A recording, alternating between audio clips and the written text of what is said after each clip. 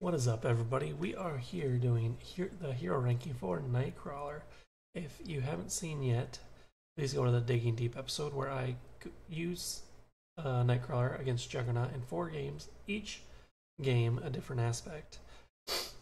So this ranking will be based off those 4 games, so remember that it's all against Juggernaut, so these cards may be better for other villains. Okay, maybe, who knows? So remember, these are also my own opinion. And let's just get into it. First and foremost, Hero. The Hero card is going to be a 4. It's a 2-1-3, pretty average on the side of average of it all equally in 6. 3 defense is very good. He's an X-Men rapid teleportation action. Spend 1 resource of any type. Return a copy of BAMF from the discard pile to your hand. Limit once per phase. Hand size 5, hit points at 9. Now, he's more up to 4 because he's great at defense, and his BAMF cards really let him use his defense. No, I wish it's limit once per phase, so I haven't quite figured out how to keep BAMF in play without having to eventually reshuffle him in my deck, but I think that may be how he works, or how he's supposed to work. That way you don't constantly have BAMF and you're just using that the entire time. Now, I feel like you kind of should be because it is Nightcrawler, but regardless, that is a 4. Moving on to Alter Ego side. Alter Ego is a 3. Load up this one now. 3 cost recovery, not 3 cost, 3 recovery. Mutant action. Search your deck for a copy of BAMF and add it to your hand. Limit once per round.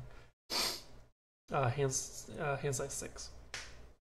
So this is very good to get BAMF into your hand at the start of the game or whenever you flip to Alter Ego, as long as it's in your deck. That's a downside, I think, is I kind of wish it was in deck and discard.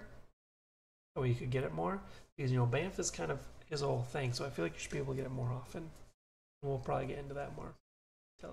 That is a 3. Moving on to Day Tripper. Day Tripper is going to be a 3 as well. 2/2/2/2/2/2 stat line. Is a mystic. Response: after Day Tripper enters play, search your deck and discard pile for a copy of BAMF and attach it to an enemy. Deal 1 damage to each enemy with a copy of BAMF attached. Now, I think she has a great stat line, and her ability is really good. So this is another way to get BAMF into your hand. Well, not even in your hand. You get it attached to an enemy straight off the bat.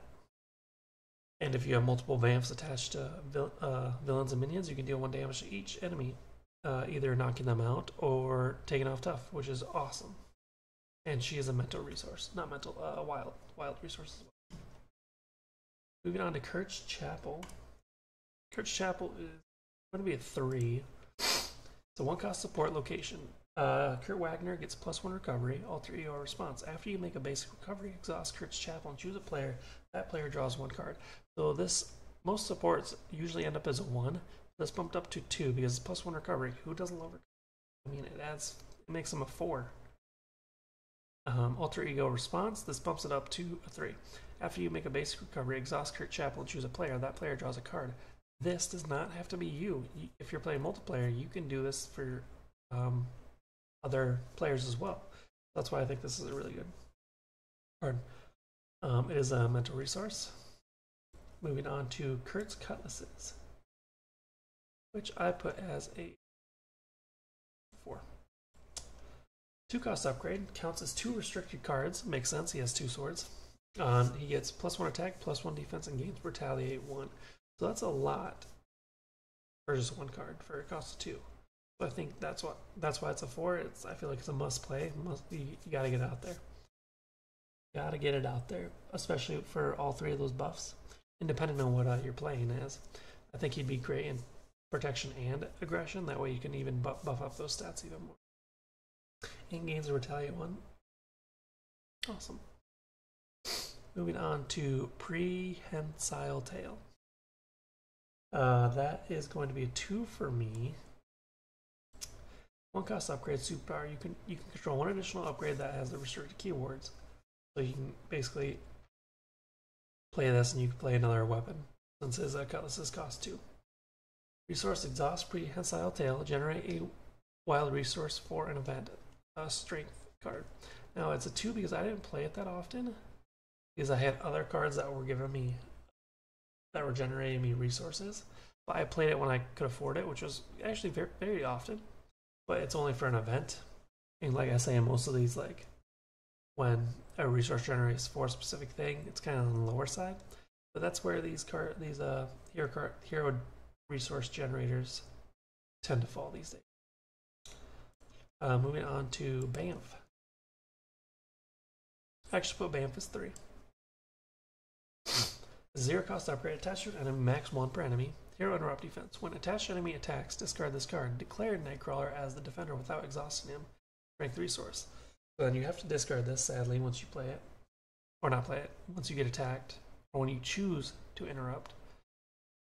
And you get to use your 3 defense without exhausting, which is pretty neat. I kind of wish it canceled the attack, but I can also see thematically, like someone swings at you, you don't teleport fast enough, and you kind of get a little nick. I wish there was more of these in the deck, or at least there was more ways to get them from your discard pile to your hand. I haven't found a right way, and I haven't seen a way for it to constantly come back, or at a faster pace. Since moving on to Port and Punch. Where was that? Is that one? Yeah. Port and Punch was a 3. 2 cost event, attack superpower. Hero action attack, deal 3 damage to an enemy, deal 3 damage to each enemy with Banff attached. Energy resource. Now, if you had a lot of minions, this would be very good. Especially if you got all your Banffs out, you can deal 3 damage to 3 different minions. Or you can deal 6 damage to 1 target. Because it doesn't say it has to be a different enemy. Deal 3 damage to the villain, and if he still has Banff on him, that'll be additional 3. So it's a 2 cost event for basically 6 damage, which isn't bad. Another Port and Punch. Teleport Drop. Pretty much my favorite card in his kit. Sadly, there's only one. It's going to be a 4 as well. 2 cost event, attack superpower. Hero action attack. Discard a copy of Banff from an enemy. Deal 8 damage to the enemy and stun it. I can kind of see why it's 1 card. There's only 1 card in this kit because it's 2 cost event for essentially 8 damage and stunning. Which is very good. I mean, of course you need to have Banff attached to an enemy already. But I still love playing this card when I can. I always try and save it for the 2nd stage or the 3rd stage, depending. It is also an energy resource. It's basically you're bamfing an enemy into this guy. I like it. Moving on to Scout Ahead. Scout Ahead is actually going to be a 1. Was that Scout Ahead? Hero action thwart. Remove 3 threat from a scheme. You may discard a copy of Banff from your hand to remove 3 threat from another scheme. Now, remember I played Juggernaut, so there wasn't a lot of side schemes. And also, I didn't need to use this card to thwart because I had the threat under control. That's probably why it's so low. But it would be higher on more scheme villains, I would guess you'd say. Because it is a good card. 1 cost event to remove 3 threat from a scheme. But also 3 more if you discard it from your hand. But most of the time his Banffs aren't going to be in your hand. They're going to be out on the field. So also why I think it's a 1. But I mean, still 3 threat. Just the first sentence there is still pretty decent. Moving on to Port Away. Port Away is also a 1. 0 cost event. Discard a copy of Banff from your hand. Change and ready your identity. Basically the same thing. You're not going to have Banffs in your hand. You're going to have them on the field as much as possible. Changing forms and readying your identity is nice. Especially depending on what you want to do on that turn. But again, it's a 1 just because I never wanted Banffs in my hand. I wanted them on the field on somebody. So that's why that. Last one is Tally Ho. 2 of these, right? Tally Ho is a 3. Tally Ho, 1 cost event. Your response defense. After Banff makes Nightcrawler the defender of an attack, return that copy of Banff to your hand. Deal 3 damage to the attack enemy.